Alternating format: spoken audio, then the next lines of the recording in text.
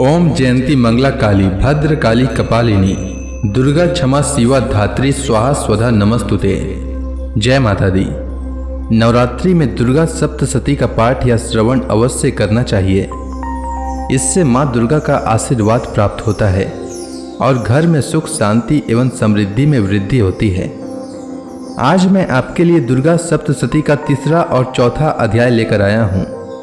तो आइए श्रवण करते हैं दुर्गा सप्तशती का तीसरा अध्याय। ऋषि कहते हैं, दैत्यों की सेना को इस प्रकार तहस नहस होते देख मां दैत्य सेनापति चिक्षुर क्रोध में भरकर अंबिका देवी से युद्ध करने के लिए आगे बढ़ा। वह असुर रणभूमि में देवी के ऊपर इस प्रकार बाणों की वर्षा करने लगा जैसे बादल मेरुगिरी के शिखर पर पानी की धार बरसा रहे हों। तब देवी ने अपने बाणों से उसके बाण समूह को अनायास ही काटकर उसके घोड़ों और सारथी को भी मार डाला। साथ ही उसके धनुष तथा अत्यंत ऊंची ध्वजा को भी तत्काल काट गिराया। धनुष कट जाने पर उसके अंगों को भी अपने बाणों से बिंध डाला। धनुष रथ घोड़े और सारथी के नष्ट हो जाने पर वह असुर ढाल और तलवार लेकर देवी की ओर दौड़ा। उसने तीखी धार वाली तलवार से सिंह के मस्तक पर चोट करके देवी की बाईं भुजाओं पर बड़े वेग से प्रहार किया। राजन, देवी की बांह पर पहुंचते ही वह तलवार टूट गई। फिर तो क्रोध से लाल आंखें करके उस राक्षस ने शूल हाथ में लिया और उससे उस महादैत्य ने भगवती भद्र काली के ऊपर चलाया। वह शूल आकाश से गिरते हुए सूर्य मंडल की भांति अपने तेज से प्रज्वलित हो उठा। उस शूल को अपनी ओर आते देख देवी ने भी शूल का प्रहार किया। उससे राक्षस के शूल के सैकड़ों टुकड़े हो गए।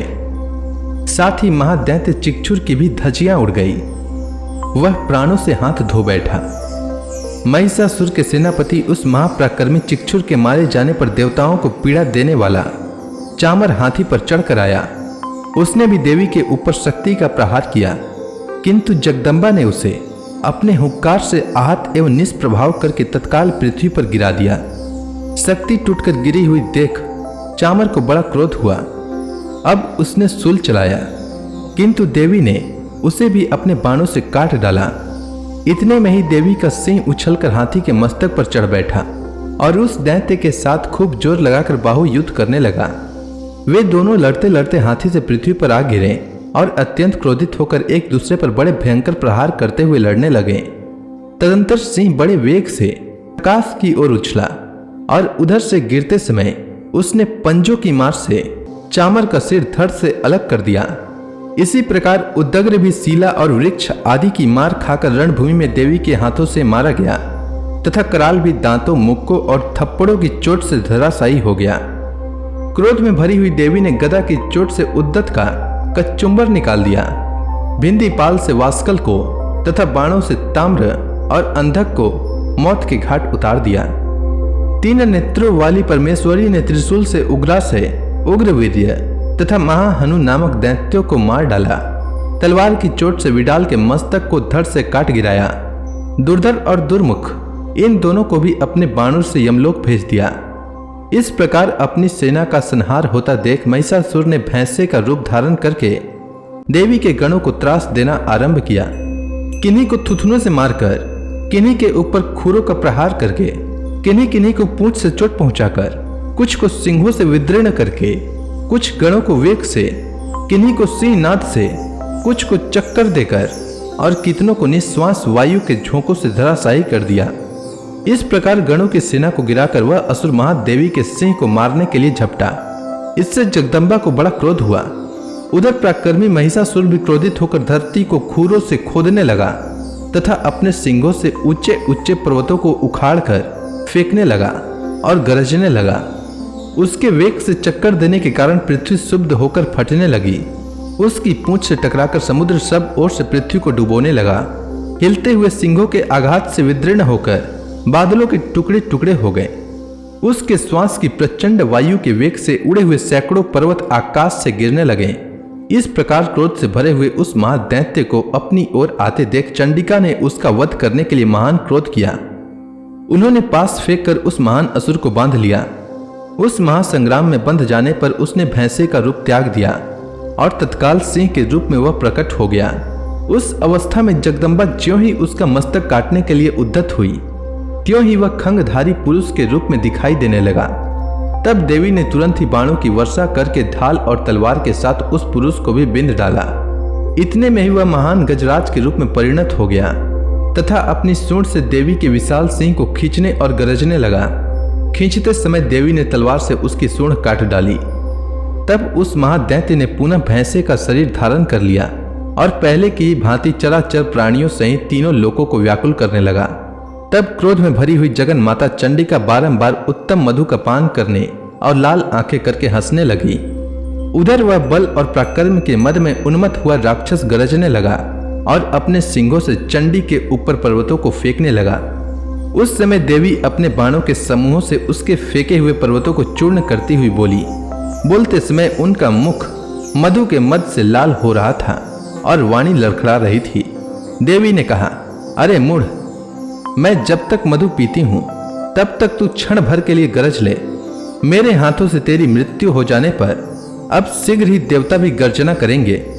ऋषि कहते हैं, यों कहकर देवी उछली और उस महादैत्य के ऊपर चढ़ गई। फिर अपने पैर से उसे दबाकर उन्होंने शूल से उसके कंठ में आघात किया। उनके पैर से दबे होने पर भी महिषासुर अपने मुख से दूसरे रूप में बाहर होने लगा। अभी आधे शरीर से ही वह बाहर निकलने पाया था कि देवी ने अपने प्रभाव से उसे रोक दिया। आधा निकला होने पर भी वह महादैत्य देवी से युद्ध करने लगा। तब देवी ने बहुत बड़ी तलवार से उसका मस्तक काट गिराया। फिर तो हाहाकार करती हुई दैत्यों की सारी सेना भाग गई तथा संपूर्ण देवता अत्यंत प्रसन्न हो गए। देवताओं ने दिव्य महर्षियों के साथ दुर्गा देवी का स्तवन किया। गंधर्व राज गाने लगे तथा अप्सराएं नृत्य करने लगीं। इस प्रकार से मार्कंडे पुराण में सावर्णिक मनवंतर की कथा के अंतर्गत देवी महात्म्य का महिषासुर वध नामक तीसरा अध्याय पूरा हुआ। अब आइए श्रवण करते हैं दुर्गा सप्तशती का चौथा अध्याय। ऋषि कहते हैं, अत्यंत पराक्रमी दुरात्मा महिषासुर तथा उसकी दैत्य सेना के देवी के हाथों मारे जाने पर इंद्र आदि देवता प्रणाम करने के लिए गर्दन तथा कंधे झुकाकर उन भगवती देवी का उत्तम वचनों द्वारा स्तवन करने लगे। उस समय उनके सुंदर अंगों में अत्यंत हर्ष के कारण रोमांच छुआया था। देवता बोले, संपूर्ण देवताओं की शक्ति का समुदाय ही जिनका स्वरूप है तथा जिन देवी ने अपनी शक्ति से संपूर्ण जगत को व्याप्त कर रखा है, समस्त देवताओं और महर्षियों की पूजनिया उन जगदम्बा को हम भक्ति पूर्वक नमस्कार करते हैं। वे हम लोगों का कल्याण करें। जिनके अनुपम प्रभाव और बल का वर्णन करने में भगवान शेषनाग, ब्रह्मा जी तथा महादेव जी भी समर्थ नहीं हैं। वे भगवती चंडी का संपूर्ण जगत का पालन एवं अशुभ भय का नाश करने का विचार करें। जो पुण्यात्माओं के घर में स्वयं ही लक्ष्मी रूप से, पापियों के यहाँ दरिद्रता रूप से, शुद्ध अंतःकरण वाले पुरुषों के हृदय में बुद्धि रूप से, सत पुरुषों में श्रद्धा रूप से तथा कुलीन मनुष्य में लज्जा रूप से निवास करती हैं, उन आप भगवती दुर्गा को हम नमस्कार करते हैं। हे देवी, आप संपूर्ण विश्व का पालन करें। हे देवी, आपके इस अचिंत्य रूप का, असुरों का नाश करने वाले भारी पराक्रम का तथा समस्त देवताओं और दैत्यों के समक्ष युद्ध में प्रकट किए हुए आपके अद्भुत चरित्रों का हम किस प्रकार वर्णन करें। आप संपूर्ण जगत की उत्पत्ति में कारण हैं। आप में सतत्व गुण, रजोगुण और तमोगुण, ये तीनों गुण मौजूद हैं, तो भी दोषों के साथ आपका संसर्ग नहीं जान पड़ता। भगवान विष्णु और महादेव जी आदि देवता भी आपका पार नहीं पाते। आप ही सबका आश्रय हैं। यह समस्त जगत आपका अंशभूत है, क्योंकि आप सबकी आदिभूत अव्याकृत प्रकृति हैं। हे देवी, संपूर्ण यज्ञों में जिसके उच्चारण से सब देवता तृप्ति का कारण है, अतएव सब लोग आपको स्वधा भी करते हैं।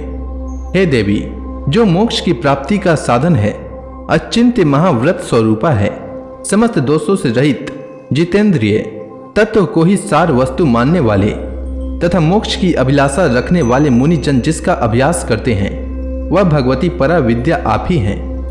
अत्यंत निर्मल ऋग्वेद, यजुर्वेद तथा उद्गीत के मनोहर पदों के पाठ से युक्त सामवेद का भी आधार आप ही हैं।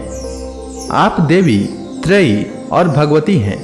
इस विश्व की उत्पत्ति एवं पालन के लिए आप ही वार्ता के रूप में प्रकट हुई हैं।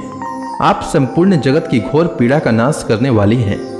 हे देवी, जिससे समस्त शास्त्रों के सार का ज्ञान होता है, वह मेधा शक्ति आप ही हैं। दुर्गम भव सागर से पार उतारने वाली नौका रूप दुर्गा देवी भी आप ही हैं। आपकी कहीं भी आसक्ति नहीं है। कैटभ के शत्रु भगवान विष्णु के वक्ष स्थल में एकमात्र निवास करने वाली भगवती लक्ष्मी तथा भगवान चंद्रशेखर द्वारा सम्मानित गौरी देवी भी आप ही हैं। आपका मुख मंद मुस्कान से सुशोभित, निर्मल, पूर्ण चंद्रमा के बिंब का अनुकरण करने वाला और उत्तम सुवर्ण की मनोहर कांति से कमनीय है। तो भी उसे देखकर महिषासुर को क्रोध हुआ और सहसा उसने उस पर प्रहार किया। यह बड़े आश्चर्य की बात है। हे देवी, वही मुख जब क्रोध से युक्त होने पर उदय काल के चंद्रमा की भांति लाल और तनी हुई भौवें के कारण विकराल हो उठा, तब उसे देखकर जो महिषासुर के प्राण तुरंत ही निकल गए, यह उससे भी बढ़कर आश्चर्य की बात है। क्योंकि क्रोध में भरे हुए यमराज को देखकर भला कौन जीवित रह सकता है। हे देवी, आप प्रसन्न हो। परमात्मा स्वरूपा आपके प्रसन्न होने पर जगत का अभ्युदय होता है और क्रोध में भर जाने पर आप तत्काल ही कितने कुलों का सर्वनाश कर डालती हैं। यह बात अभी अनुभव में आई है, क्योंकि महिषासुर की यह विशाल सेना क्षण भर में आपके कोप से नष्ट हो गई है। सदा अभ्युदय प्रदान करने वाली आप जिन पर प्रसन्न रहती हैं, वे ही देश में सम्मानित हैं। उन्हीं को धन और यश की प्राप्ति होती है। उन्हीं का धर्म कभी शिथिल नहीं होता तथा वे ही अपने हृष्ट पुष्ट स्त्री, पुत्र और भृत्यों के साथ धन्य माने जाते हैं। हे देवी, आपकी ही कृपा से पुण्यात्मा पुरुष प्रतिदिन अत्यंत सदापूर्वक सदा सब प्रकार के धर्मानुकूल कर्म करता है और उसके प्रभाव से स्वर्ग लोक में जाता है। इसलिए आप तीनों लोकों में निश्चय ही मनोवांछित फल प्रदान करने वाली हैं। हे माँ दुर्गे, आप स्मरण करने पर सब प्राणियों का भय हर लेती हैं और स्वस्थ पुरुषों द्वारा चिंतन करने पर उन्हें परम कल्याणमयी बुद्धि प्रदान करती हैं। दुख, दरिद्रता और भय हरने वाली देवी, आपके सिवा दूसरी कौन है जिसका चित्त सबका उपकार करने के लिए सदा ही दयार्द रहता है। हे देवी, इन राक्षसों के मारने से संसार को सुख मिले तथा ये राक्षस चिरकाल तक नरक में रहने के लिए भले ही पाप करते रहे हों, इस समय संग्राम में मृत्यु को प्राप्त होकर स्वर्ग लोक में जाएं, निश्चय ही यह सोचकर आप शत्रुओं का वध करती हैं। आप शत्रुओं पर शस्त्रों का प्रहार क्यों करती हैं? इसमें एक रहस्य है। ये शत्रु भी आपके शस्त्रों से पवित्र होकर उत्तम लोक में जाएं, इस प्रकार उनके प्रति भी आपका विचार अत्यंत उत्तम रहता है। खंग के तेज पुंज की भयंकर दीप्ति से तथा आपके त्रिशूल के अग्रभाग की घनीभूत प्रभा से चौंधियाकर जो असुरों की आंखें फूट गई, उसमें कारण यही था कि वे मनोहर रश्मियों से युक्त चंद्रमा के समान आनंद प्रदान करने वाले आपके इस सुंदर मुख का दर्शन करते थे। हे देवी, आपका सिल दुराचारियों के बुरे बर्ताव को दूर करने वाला है।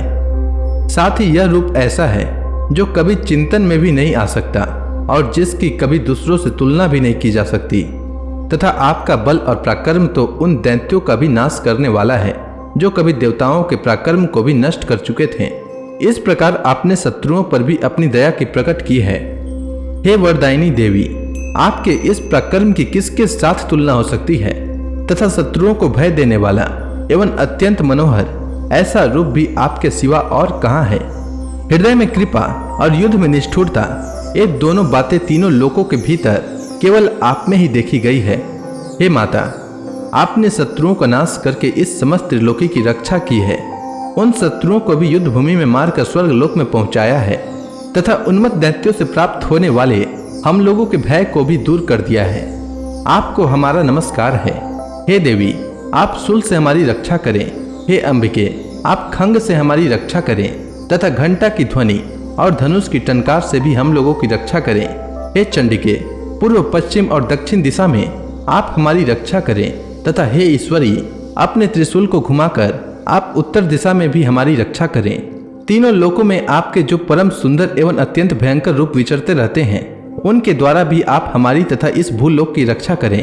हे अंबिके, आपके कर पल्लवों में शोभा पाने वाले खंग, शूल और गदा आदि जो जो अस्त्र हों, उन सब के द्वारा आप सब ओर से हम लोगों की रक्षा करें। ऋषि कहते हैं, इस प्रकार जब देवताओं ने जगन माता दुर्गा की स्तुति की और नंदन वन के दिव्य पुष्पों एवं गंध चंदन आदि के द्वारा उनका पूजन किया, फिर सबने मिलकर जब भक्ति पूर्वक दिव्य धूपों की सुगंध निवेदन की, तब देवी ने प्रसन्न वदन होकर प्रणाम करते हुए सब देवताओं से कहा।